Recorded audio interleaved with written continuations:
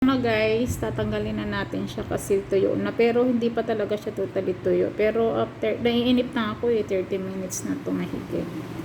Ayan, tatanggalin na natin guys.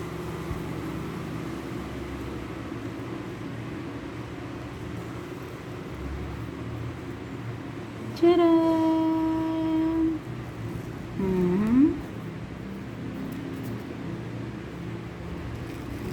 Aray, masakit.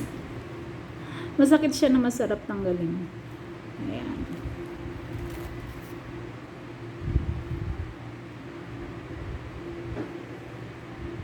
Ayan siya guys. Ayan dyan ang dark spot ko guys. Oh. Aray. Ayan.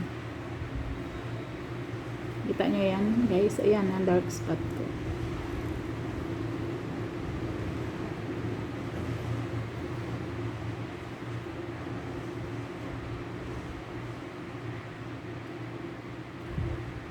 Masakit siya na masarap tanggalin guys.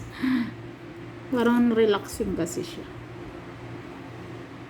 Dito lang to guys kasi kahapon hindi tinamad ako maglagay kasi ang ginaw. Ngayon hindi pa naman ako naligo kaninang maga kaya naglagay ako ngayon. Sinipag ako maglagay guys.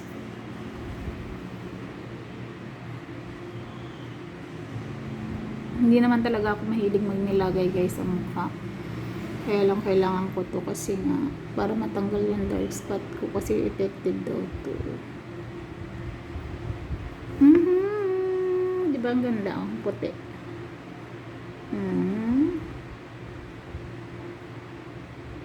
Yan.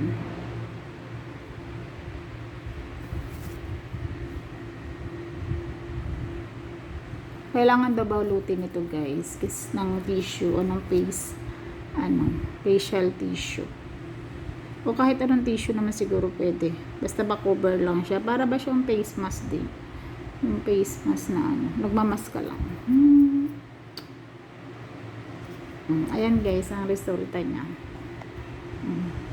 Ayan ang sinasabi ko guys, o yung mga dark spot ko dyan, pero parang naglalighting talaga siya yung dark spot ko dyan guys. So maputi-puti sa mukha.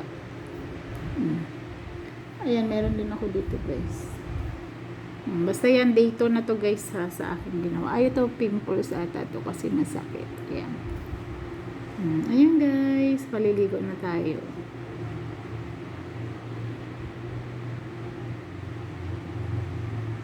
Wala namang masama kung subukan guys kasi ano naman to, natural way kung paano natin tanggalin o mababawasan. Hindi naman daw talaga totally matatanggal na yung ating mga dark spots sa mukha guys. Yan ang sabi ng mga eksperto sa ating mga skin. Yan. Lalo na daw tayo pag umiidad na yan, naglalabasan daw ang mga dark spots sa ating face o sa ating katawan. Kaya ayan. Ayan guys, ang maputi.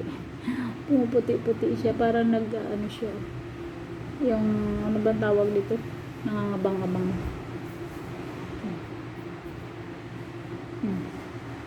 Yan lang guys, dito na ito, bukas ulit.